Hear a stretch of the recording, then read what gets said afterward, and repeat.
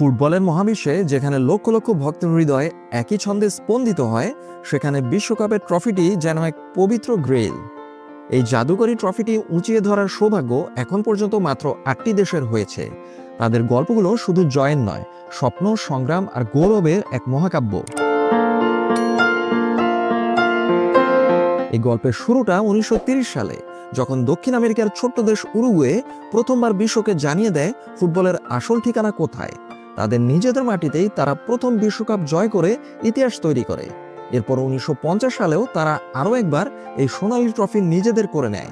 ছোট্ট উরুগুয়ের এই বিজয় যেন প্রমাণ করে ফুটবলে বড় নামের চেয়েও বড় হলো হৃদয় দিয়ে খেলা আর জেতার জন্য অদম্য স্পৃহা।